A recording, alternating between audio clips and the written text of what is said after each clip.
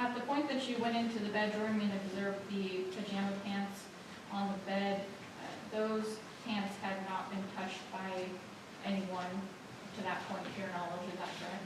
That's correct. When you observed those pants, they were not tied,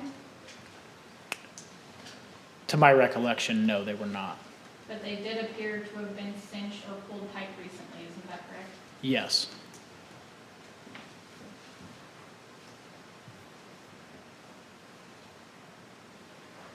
You were at the hospital when Chloe was pronounced deceased, is that right? Yes, that's correct. And you observed that Kelsie was very distraught and hysterically crying.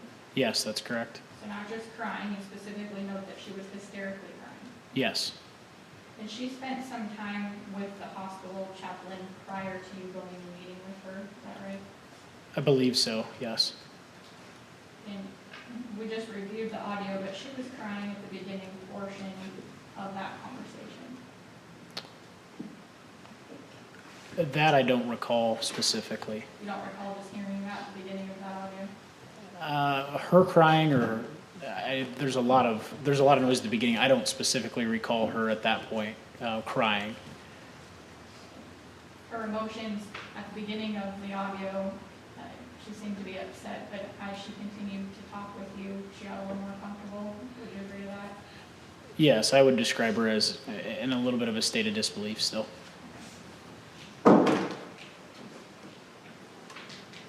Her speaking with you was the first time that someone sat down with her and really spoke with her about what happened, is that correct? That's correct. But do you have any indication as to how many times she would have already somewhat relayed what happened to law enforcement? To the best of my recollection, it would have been my initial contact with her at the house and then at the hospital. So do you know whether or not she would have told the dispatcher on the 911 call what happened? I don't know specifically what she said in the 911 call.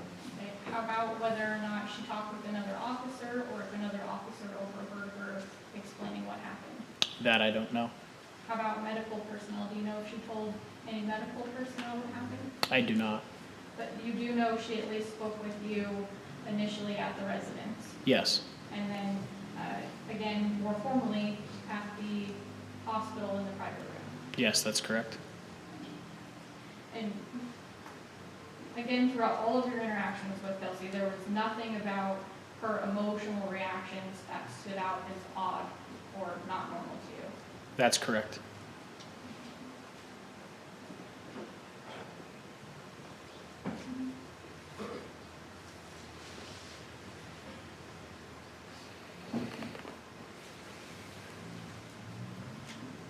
You also just mentioned that you met with medical examiner Mr. Haggis, is that right? Yes, that's correct. And that was at the conclusion, or at least after you met with Ms. Thomas? Yes.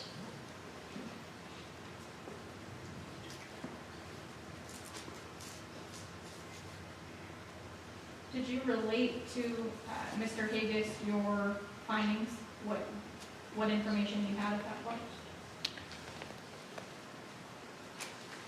I guess I don't think I relayed any specific informations or any specific information or conclusions to Haggis. I believe our conversation revolved mostly around Chloe's injuries or any additional findings that he may have made or observations that he may have made that I would want to note or also observe myself.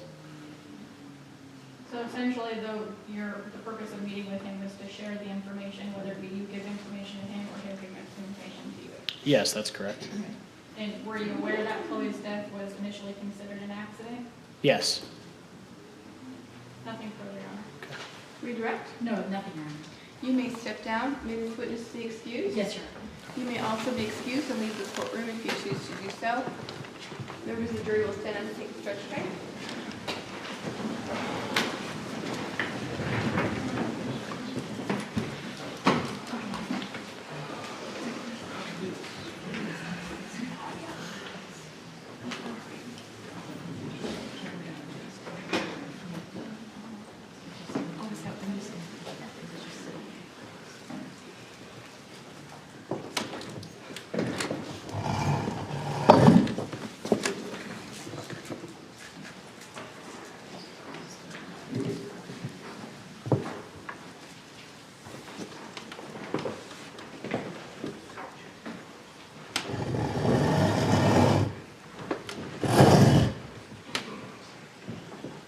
Who always needed?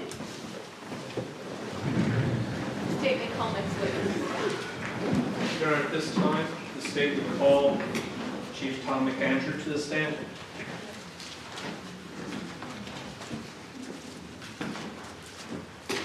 Raise your right hand. Do you solemnly swear the testimony you're about to give is true and correct, so help you God? Yes, I do. Have a seat in the witness chair.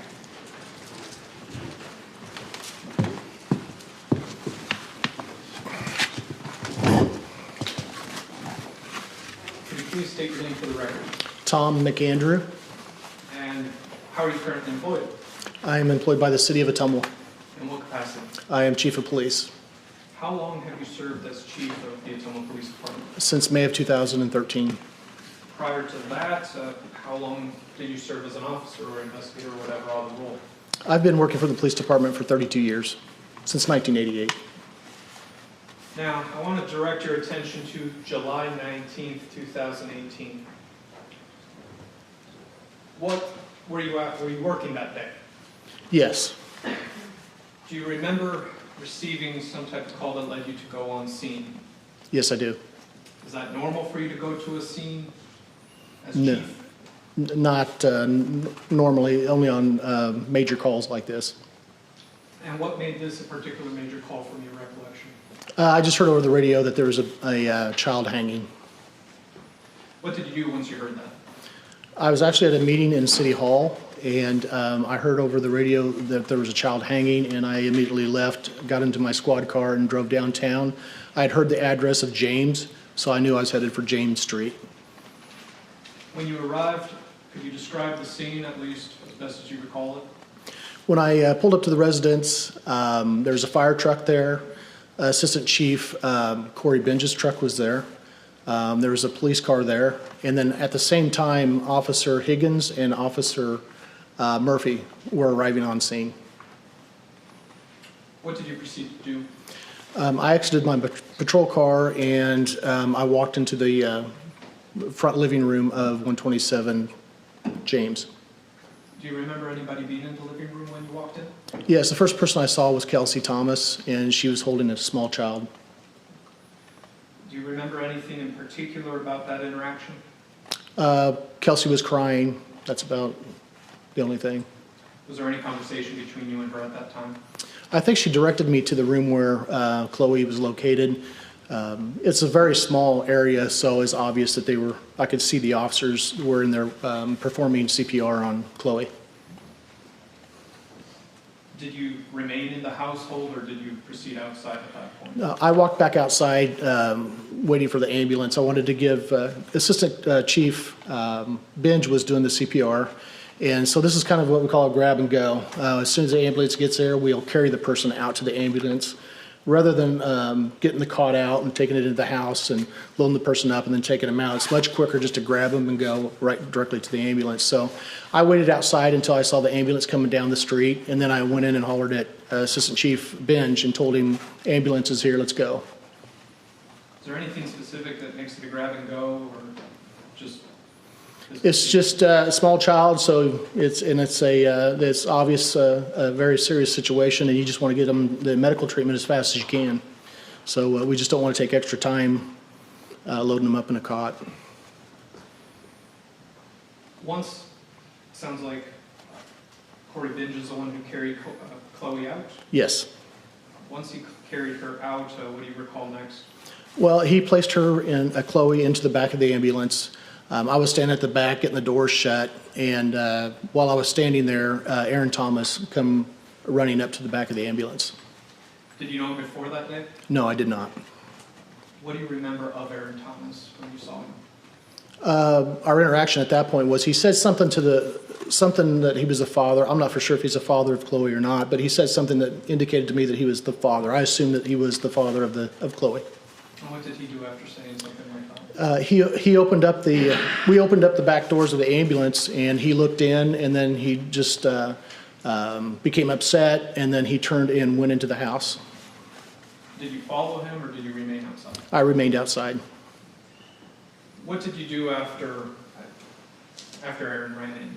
Well, he was only in there a minute or so, and then he came right back out to the ambulance where I was at.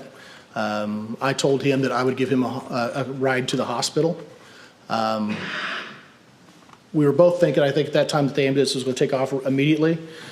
So we went down to my vehicle, which was parked about a half block away, and he got in my vehicle with me. We sat there for a minute. It seemed like a long time. He became more agitated. He was wanting to be with Chloe. So he got out of my vehicle and he went back to the ambulance. Now, after you got out of your vehicle, what did you do next? Did you get out with him? I went to my vehicle. He got in my vehicle for just a minute or so. Then he went back to the ambulance. I stayed in my vehicle. Just a minute or so later, Aaron and Kelsie and I was call a 2-year-old that she had, they all came to my vehicle. They got into my vehicle. Aaron was in the front passenger seat. Kelsie was in the back with a small child. So we sat there waiting for the ambulance to leave because they did not want to leave until the ambulance left. Again, it seemed like forever. So Aaron was becoming agitated again. Why aren't they going to the hospital? And I told him, go be with your baby. And so he got out and he ran to the ambulance. Just as he got to the back of the ambulance, he turned around and come running back to me because then the ambulance was pulling away. So then we followed the ambulance to the hospital. While he left your vehicle, do you remember any observations of Kelsie and her son? No, they're just sitting in the back of my vehicle. Were they saying anything? No. Once Aaron returned to your vehicle, what did you do next? We drove to the hospital. We followed the ambulance. Was there any conversation between yourself, Aaron, and Kelsie? Yes. Could you describe it and who was talking? Aaron just asked Kelsie, he said, I don't want to upset you, but what happened?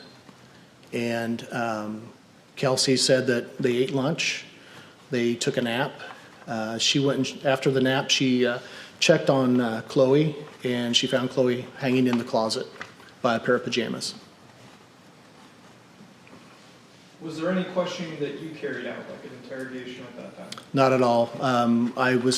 I purposely didn't say anything. That is the only thing that was said during that ride to the hospital.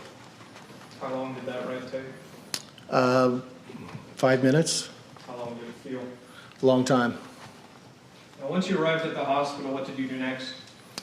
We pulled up right behind the ambulance as they were getting Chloe out of the ambulance. So we watched them bring Chloe into the emergency room. We followed in behind her. They took Chloe into a trauma room. Aaron went into the trauma room with Chloe, and then I stood out in the hallway with Kelsie and the 2-year-old. Is there anything that stuck out in particular about standing out with her at that time? Kelsie was crying. At one point she said she felt like she was going to be sick. And at one point a nurse came out of the room and asked some questions. Did you ask her any questions at that point? No, I did not. After that nurse came out and asked her some questions, did you hang around the scene much longer? Yes. What were you doing during that time period? I was standing in the hallway with Kelsie, just waiting to see what was going to happen. Basically, we waited there until they pronounced Chloe dead. Do you remember around what time that was? No, I don't. Once Chloe was pronounced dead, what did you do next? Eventually, Aaron came out of the room, and Aaron and Kelsie, myself, and I believe there's a chaplain. We walked out of the emergency room, out a back door there, and there's kind of a bench there, and we just stood there for a while. The chaplain was talking to him. I didn't talk to him about anything, and Kelsie was crying. It was hot. We were right in the sun, and Aaron eventually said we need to get Kelsie out of the sun. So we went back into the hallway of the emergency room. Aaron went back to the room where Chloe was at, and Kelsie and the small child walked to the end of the hallway with the chaplain, and that's the last I saw of her. Was there anything else that you did in this investigation at that time? I spoke to Sergeant Leffler, who arrived at the ER, and I spoke to Lieutenant Farrington, who also came to the ER. They were in contact with the officers at the scene. But that's about it. I just talked to them about basically what everybody's doing, and then that was it. Other than maybe a coordination role, was there anything else that you did? No.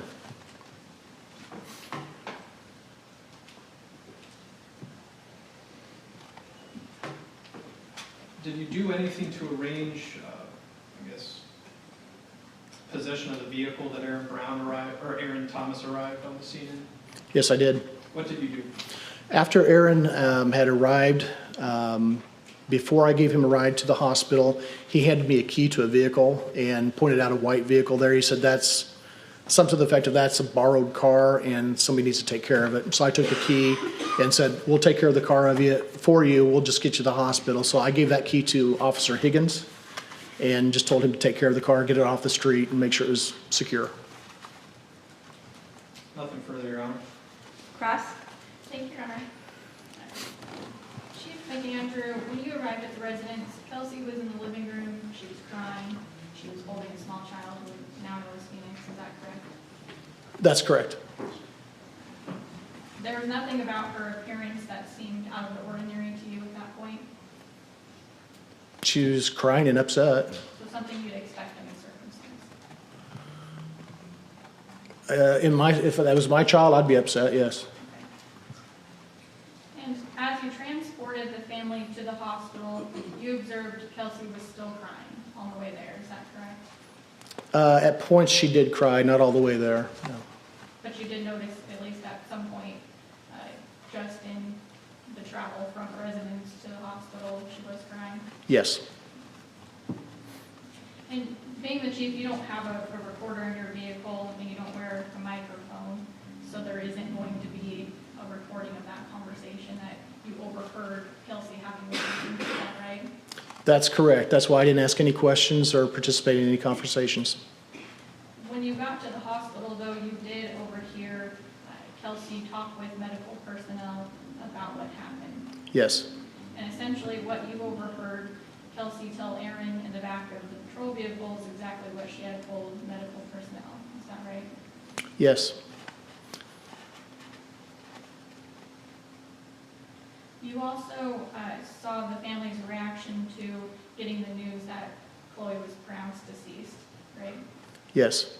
And what you had observed is Kelsie walk outside, drop down to her knees, lean against a bench by the entrance, and was crying. Is that right? That's correct. And again, a response that you would expect in a situation like that. Yes.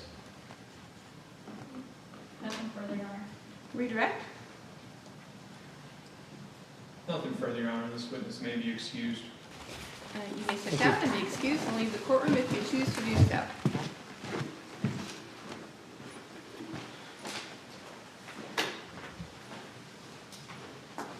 State may call this witness. Your Honor, the state would call Aaron Thomas.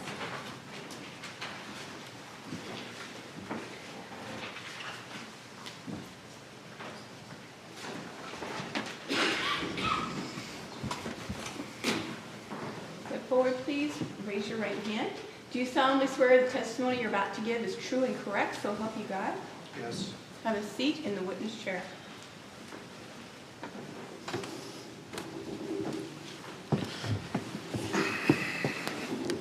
Go ahead, Mr. Hughes. Thank you.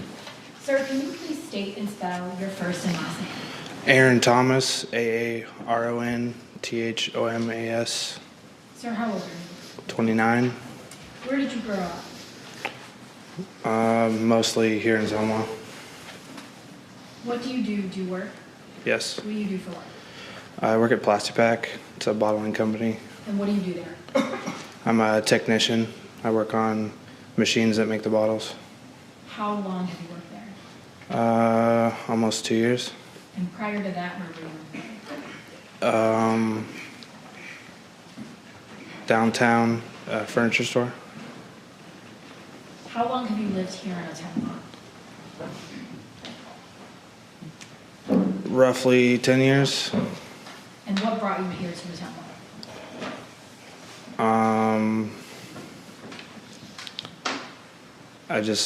I moved here from Bloomfield after I graduated college. At some point, did you meet Kelsie? Yes. And you eventually married Kelsie, correct? Correct. And her name is now Kelsie Thomas. Yes. When you first met Kelsie, or when did you first meet Kelsie? I believe we met at the skate park. I used to go down there a lot and skate. Did you know what year that was? Oh, I want to say it was 2013, maybe. And you said you met at the skate park. Yeah. And did you start dating shortly after meeting? Yes. When you met Kelsie, did she already have a child? Yes. And who was her child? Chloe. How long did you and Kelsie date before you got married?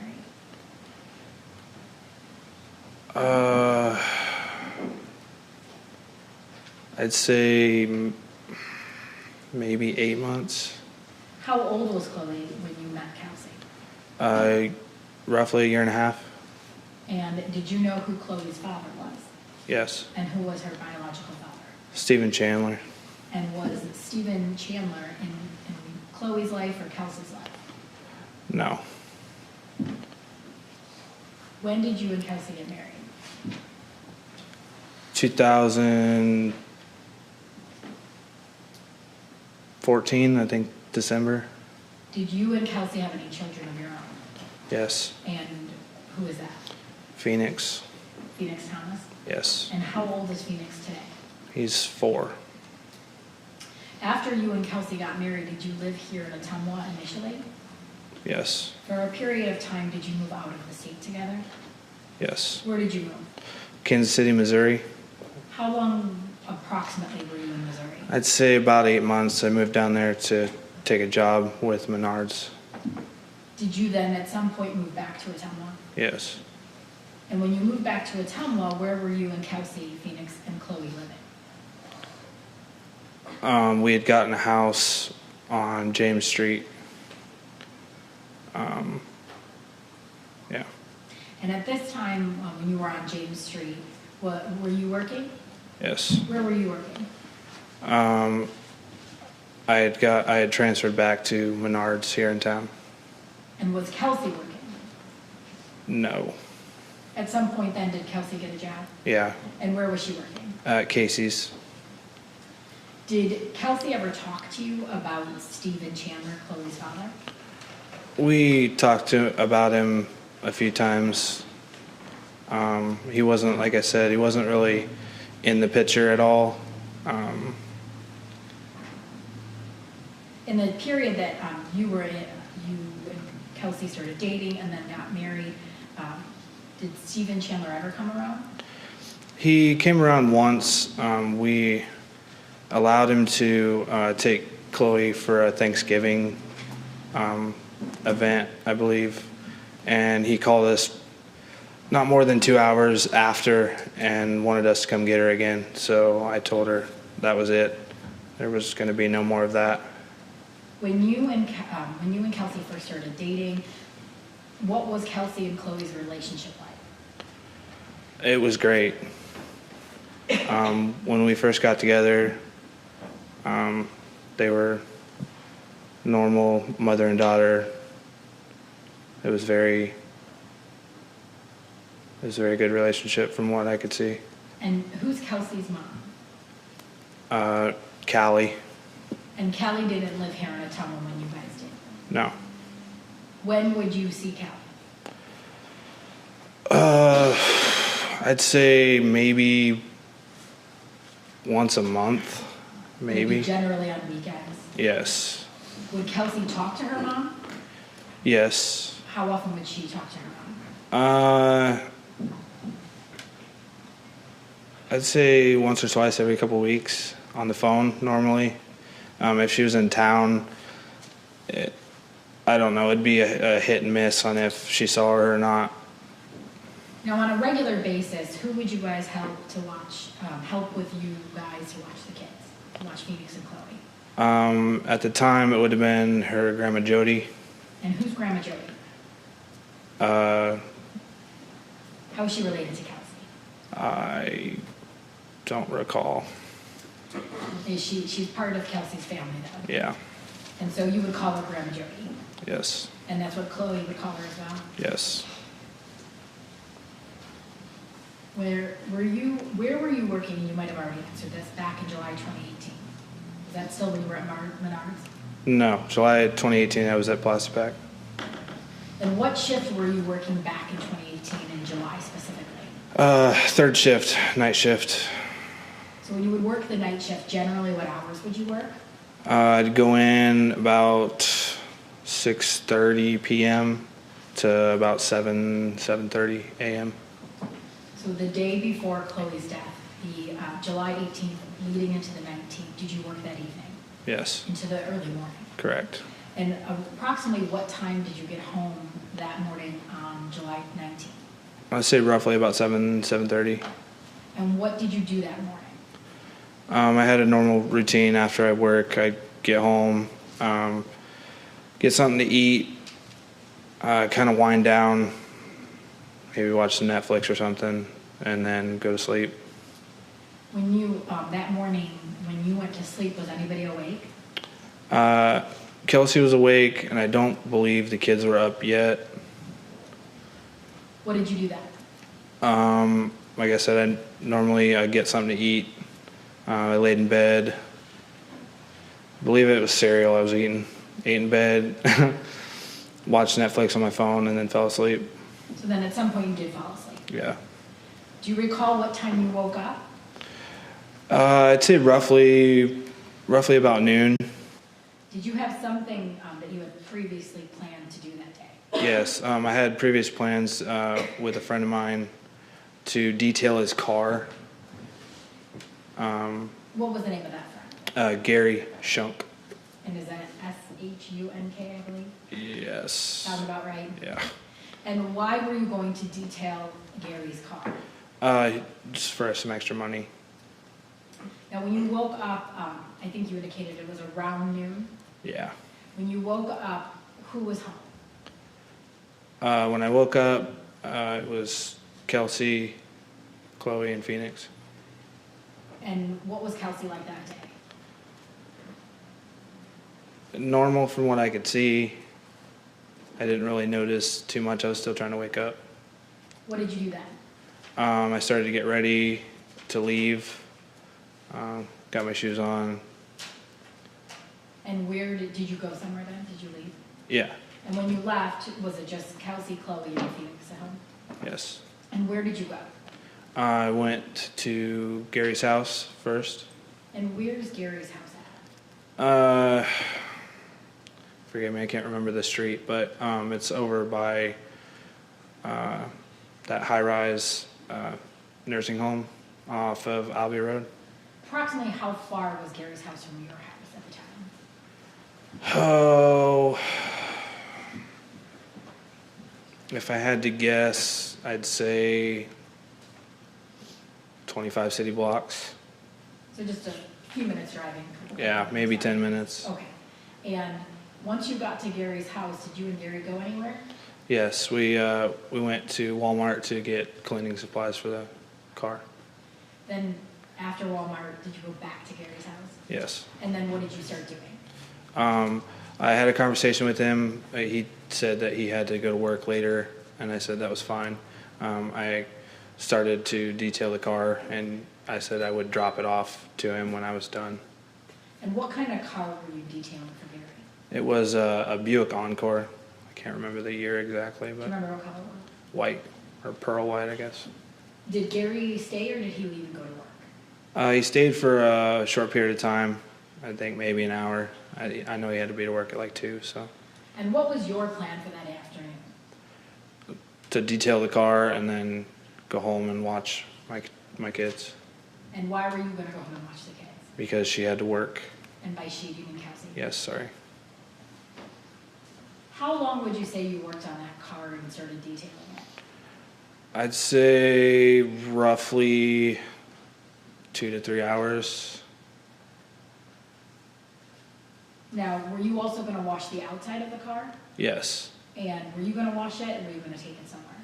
I took it to the car wash on over by South Heavy. And at around 3 p.m., were you at that car wash? Yes. And when you were there, what happened? I got a very, I would say, nasty phone call from Kelsie asking me where I was at, why I was taking so long. Again, do you know what time Kelsie was planning on leaving for work? Normally, she likes to leave work about a half hour early, which wasn't a big deal, but when she called me, it wasn't even a half an hour before she had to be to work. So Do you remember what time Kelsie was supposed to work that day? I believe it was 4:30. After that first phone call, or I'm sorry, when you got that first phone call, where were you at? When I got the first phone call, I was at the car wash. I was just hanging up the hose. Did you get a second phone call? Yes. And where were you at when you received that second phone call? When I received the second phone call, I was at Five Corners by McDonald's. So were you on your way back from the car wash? Yes. And where were you going to? I was going to our home on James. And that second call, was that from, who was that from? Kelsie. And what if anything did Kelsie say during that phone call? From what I can recall, she was very upset. The only thing I remember hearing on that phone call was, "Chloe's not breathing." And at that point, I threw the phone in the seat next to me and went as fast as I could home. Did you then go home to your house on James? Yes. And when you arrived there, what did you observe? When I went to turn on the street, there was about half a dozen squad cars, 2 fire trucks and an ambulance, loads of people. I'm sorry. You're fine. Sorry. How long, if you can tell us or estimate, did it take from when you received that second phone call till you went and turned down your block and saw all of this? Not very long. I'd say from when I received the second phone call until I got to my street, maybe 2 minutes, if that. What did you do when you arrived at home? I got as close as possible to the house that I could get with all the cars in the way.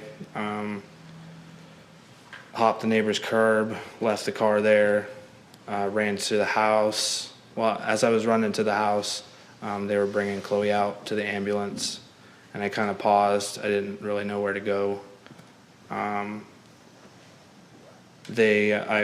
I sidestepped and went to the ambulance. They wouldn't let me in the ambulance, so I ran back to the house.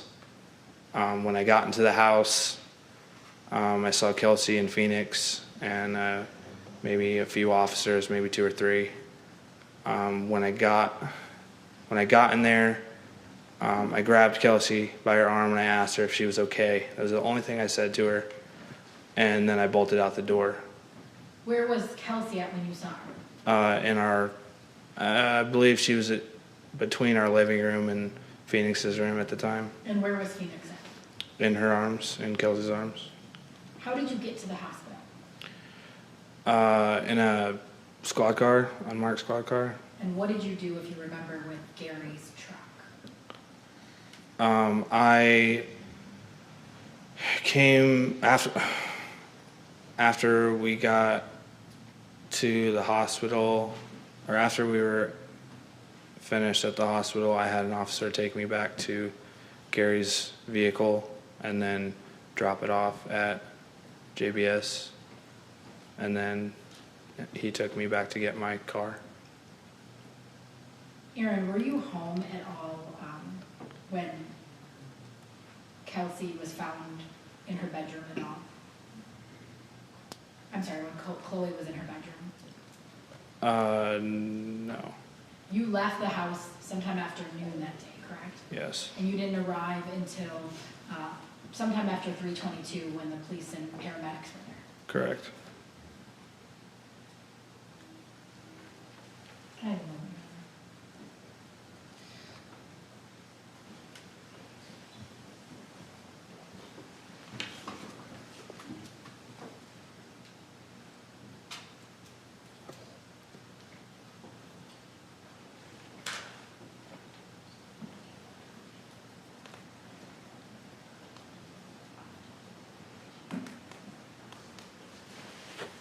were you with Kelsie at both the house and the hospital for a little bit?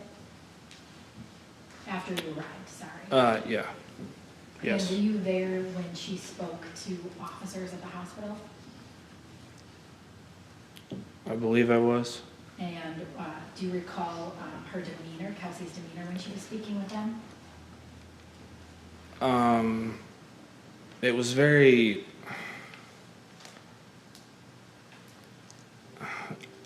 odd to me. I didn't understand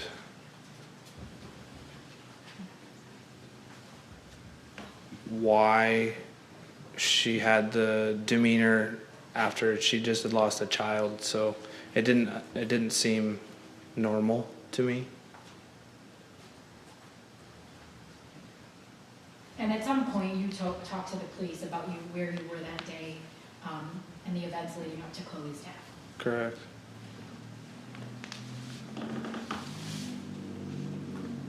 Do you remember how many hours you talked to them? Roughly 7 hours. Thank you, I have nothing further. Cross. Thank you, Your Honor. Mr. Thomas, back in July of 2018, who in this world would know Kelsie Thomas and Cloe Chandler the best in the world? Would that be you? From my understanding, yes. Okay. And early on in your testimony, you were asked about Kelsie as a mother to Chloe before Phoenix was born. Do you recall that question? I do. Isn't it your opinion that Kelsie was an awesome mom to Chloe throughout, even after Phoenix was born? To my knowledge, she was a good mother, yes. Okay, in fact, when I took your deposition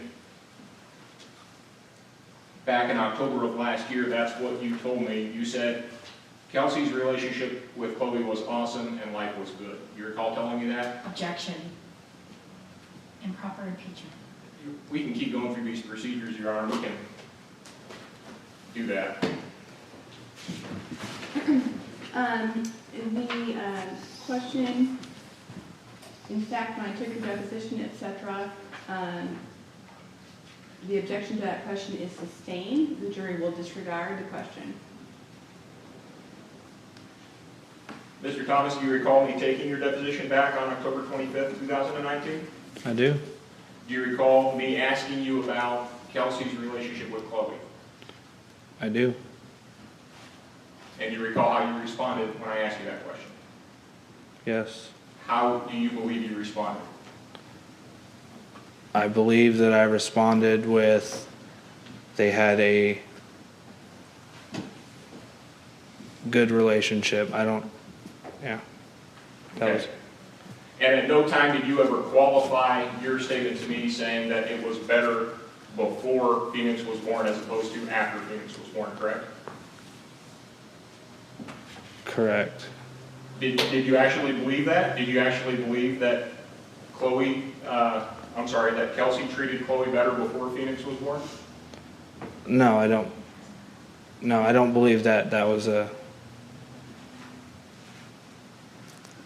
She treated both kids the same from my perspective. Okay. Chloe was your stepchild, correct? Correct. When you grew up, you were also grew up a stepchild, correct? For a period of time. Okay. Do you recall having a conversation with me in your deposition about that dynamic and how you wanted to make sure that Chloe was not treated like a stepchild? Objection. Improper impeachment. Sustained. Do you recall that conversation? Mr. Objection. Thomas? Sustained. Sustained. Yeah, I do. So when I sustain an objection, that means you don't respond. Okay. Jury will disregard the response.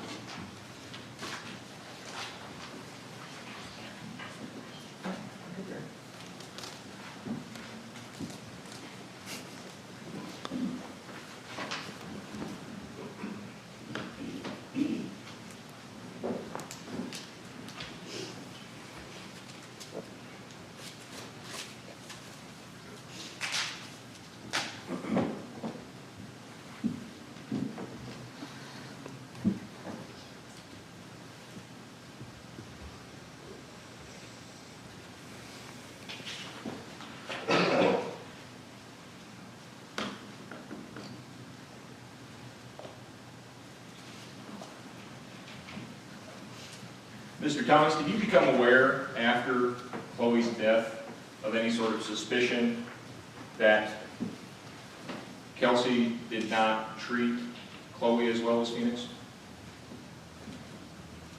Were you made aware of that?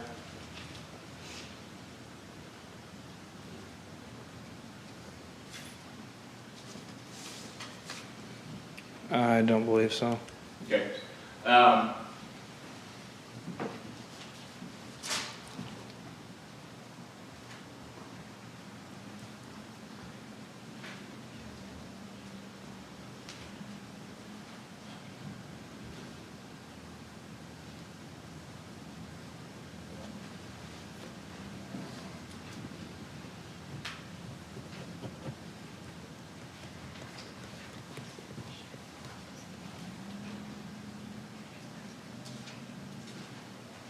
Do you recall what Chloe played with as a child?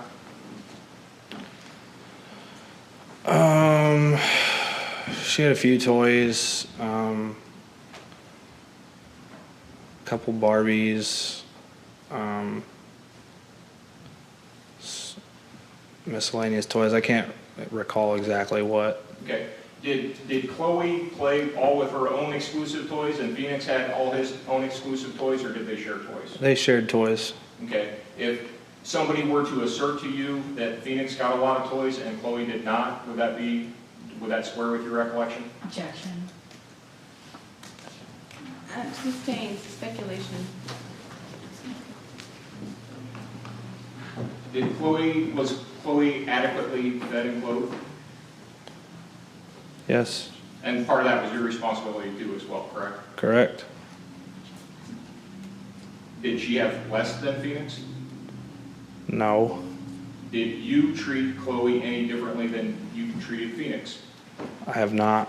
Did you observe Kelsie to treat Chloe any different than Phoenix? No,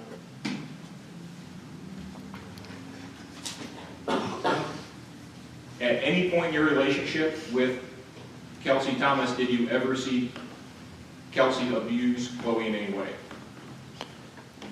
I did not. Now, do you know who Callie Cookett is? Yes, And who is Callie? Kelsey's mother. Okay. How involved was Callie in Kelsey's life? Very minimal. Okay. And what do you mean by that? I mean, not as often as I would say a mother should be, I guess. Okay. Did you consider Callie to be involved in Kelsey's life at all?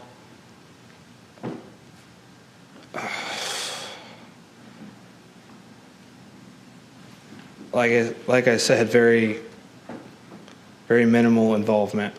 Okay. When was the first time you recall seeing Callie after Chloe's death?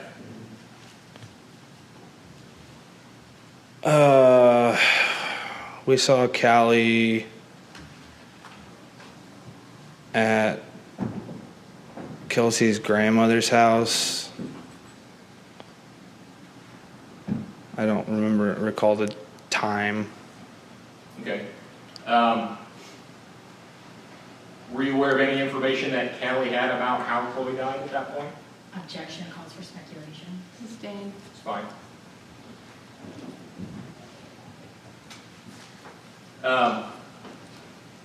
What was the first thing you recall Callie doing when she first saw you and Kelsie? She confronted Kelsie about what had happened. Okay. She was accusing Kelsie of being responsible? Yes. And that was as soon as you saw Callie for the first time after Chloe died, correct? Yes. Do you have any reason, or do you have any knowledge about why she had that suspicion? No.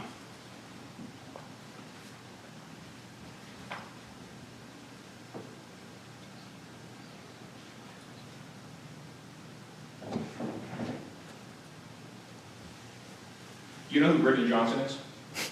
Yes. And who is Brittany Johnson? Kelsey's cousin, I believe. How involved was Brittany Johnson in your and Kelsey's life?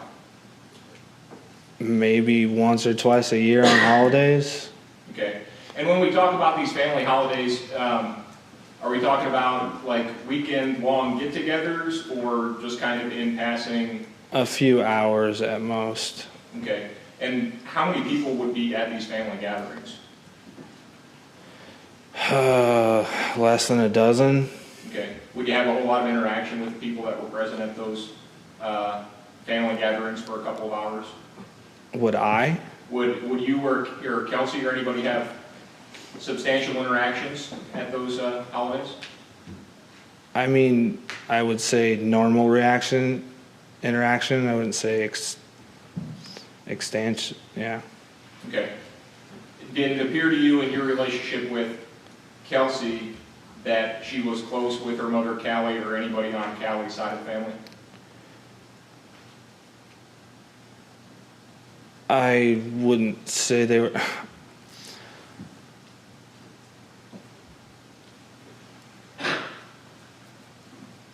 They were close, but not that close. Okay. Not that close in the ways that you've just described to the jury? As far as some holiday visits? Yes. Okay. And I believe, as you testified earlier, probably not as much as you would have expected, given that Callie was mom? Correct.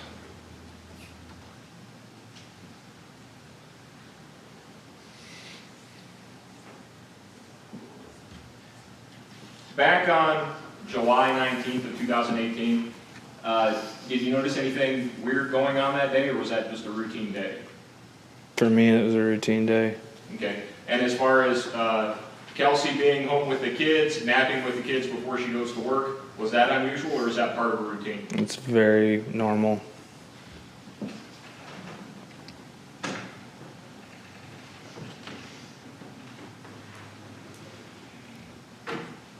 And you didn't have any sense that Kelsie was frustrated that day, or there were no red flags for you? You still went and detailed that car, correct?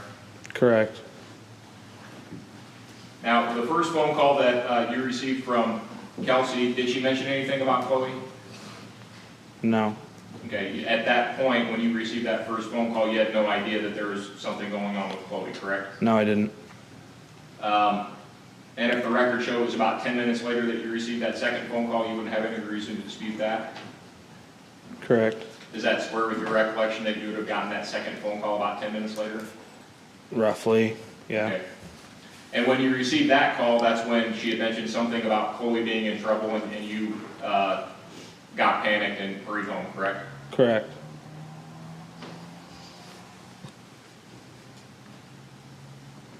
Now, you said that a moment ago, at what point did you feel that Kelsie's demeanor seemed odd to you? Was that throughout all of this, or at the hospital, or afterward, or when?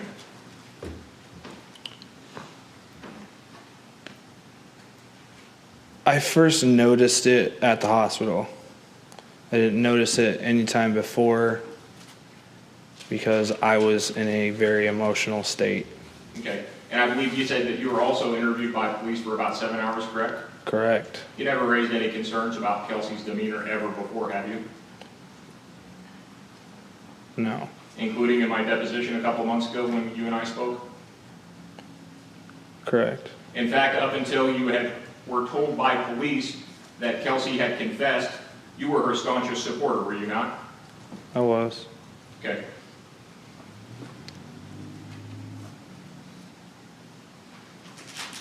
At any time, before, during, or after all these events, did Kelsie ever confess to you or make any admissions that she was responsible for Chloe's death or for hurting Chloe? Objection. Basis? Your honor goes beyond the scope, and also only the state can enter in the defendant's statement. The defense cannot enter in the defendant's own statement. Sustained.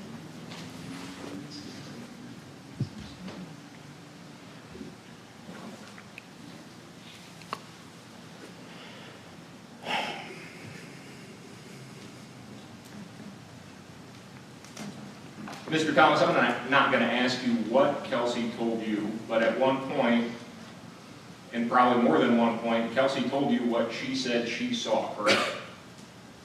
Correct. Did Kelsie's version of events always remain consistent with you? Yes.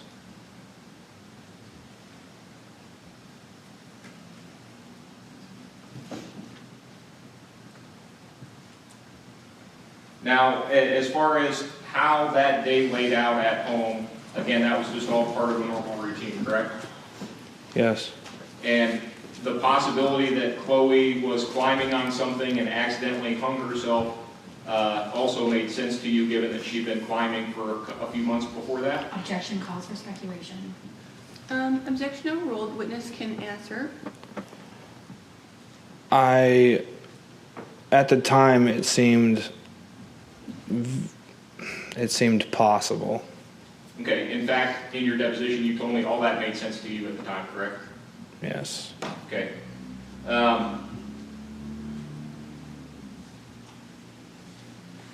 Are you and Kelsie still married? Legally. Okay. Shortly after police told you that Kelsie confessed, you stopped having contact with her, isn't that true? Correct. You went to Arizona with a different female and your son? Objection relevance. Sustained.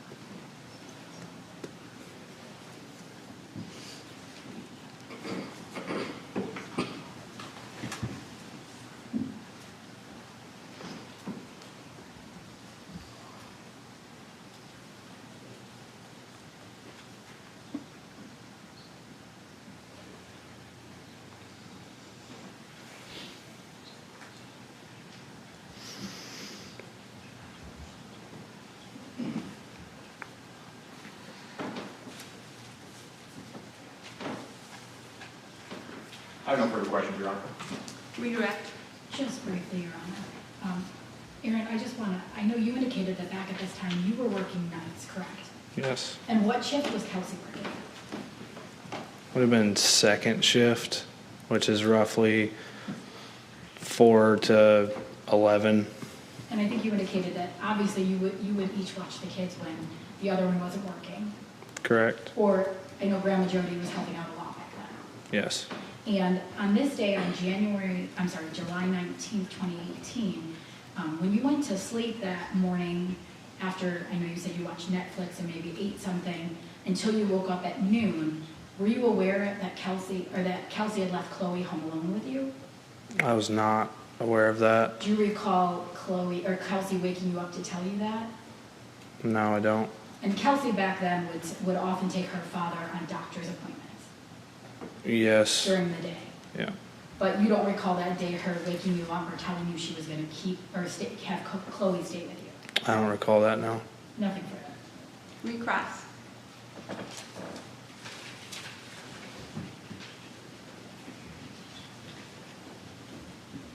Mr. Thomas, do you recall communicating with Grandma Jody on the day of Chloe's death?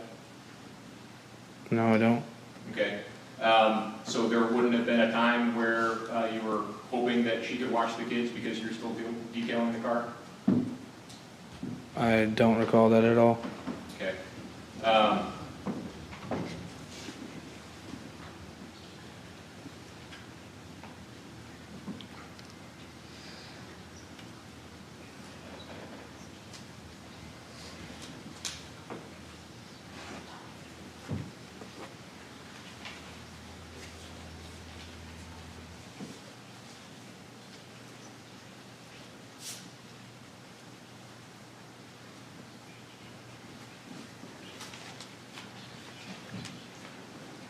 I have no further questions, Your Honor.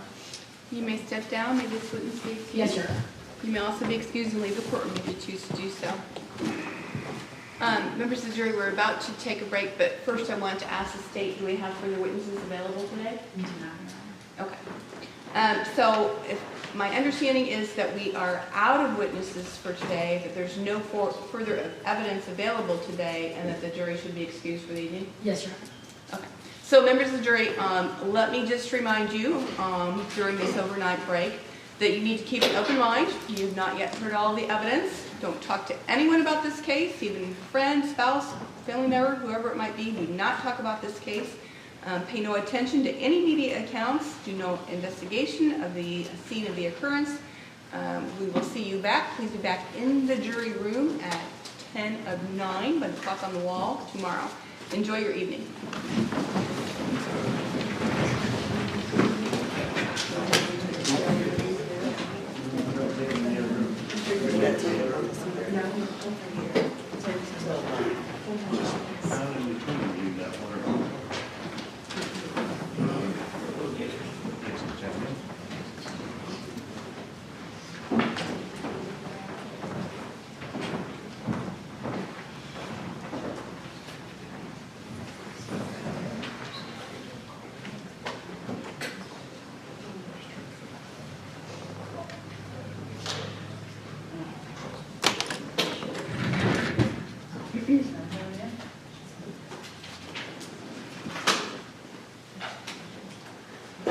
Everyone can be seated. Those who are watching, the events are done. But I just want to speak with counsel. Yeah, we're off the record.